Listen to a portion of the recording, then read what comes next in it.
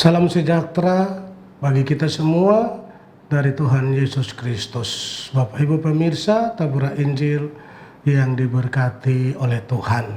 Senang sekali kita dapat berjumpa kembali di hari ini, masih dalam suasana sukacita memeriahkan tahun baru.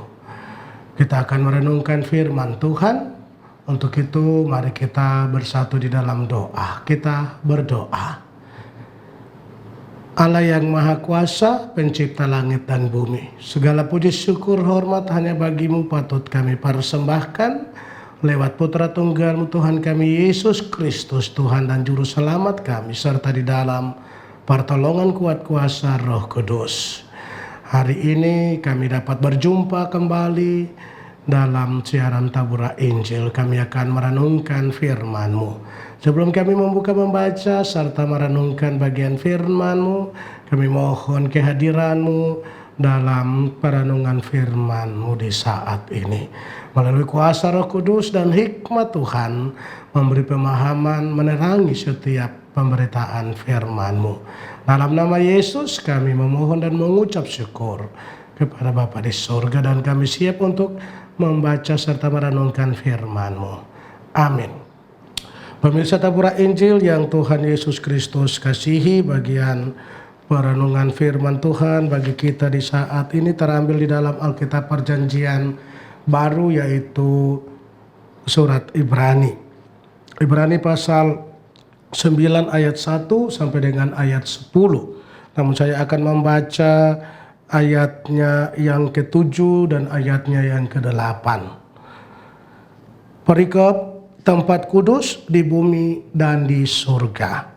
Tetapi ke dalam kemah yang kedua hanya imam besar saja yang masuk sekali setahun, dan harus dengan darah yang ia persembahkan karena dirinya sendiri dan karena pelanggaran-pelanggaran yang dibuat oleh umatnya dengan tidak sadar.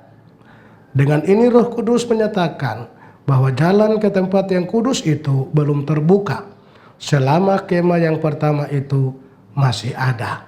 Pemirsa Tabura Injil yang Tuhan kasihi, kita akan dituntun dengan tema dari teks pembacaan kita di saat ini, yaitu pendamaian yang sempurna.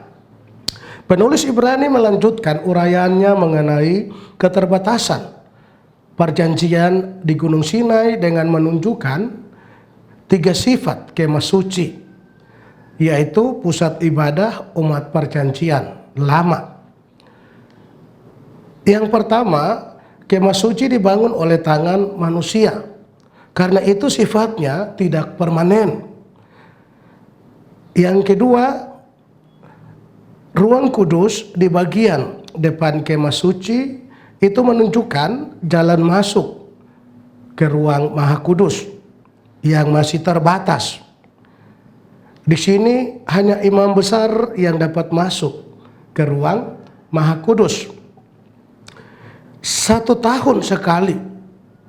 Itu pun setelah ia mempersembahkan korban pendamaian di ruang kudus. Dan yang ketiga, keseluruhan ritual kemah suci bersifat sementara, merupakan kiasan bagi masa yang akan datang atau di masa perjanjian yang baru. Pemirsa Tabura Injil yang Tuhan Yesus Kristus kasihi, dengan demikian ajaran dan perintah perjanjian di Gunung Sinai yang harus ditaati dan dilakukan oleh umat Israel pada masa perjanjian lama merupakan sebuah ritual yang sifatnya sementara, yang secara simbolis di mana diperagakan karya pendamaian Allah bagi setiap umatnya. Karya pendamaian Allah itu terwujud penuh dan nyata saat Kristus menjadi imam besar yang mempersembahkan dirinya sendiri sebagai korban pendamaian di kayu salib. Dan melalui karyanya itu tirai pemisah ruang kudus dengan ruang Maha Kudus tersingkap atau terbelah menjadi 2. Matius 27 ayat 51. Dan melalui dirinya manusia dapat langsung beribadah kepada Allah. Karya Kristus sudah sempurna di atas kayu salib.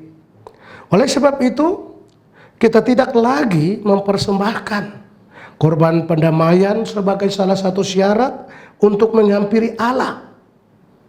Allah memperdamaikan dirinya dengan kita melalui Yesus Kristus. Sekarang Allah berbicara kepada kita melalui Kristus yang dinyatakan dalam firman-Nya, yakni Alkitab. Itu sebabnya gereja tidak berfungsi sebagai kemah suci. Liturgi gereja berpusatkan pada pemberitaan firman Tuhan, bukan pada persembahan korban.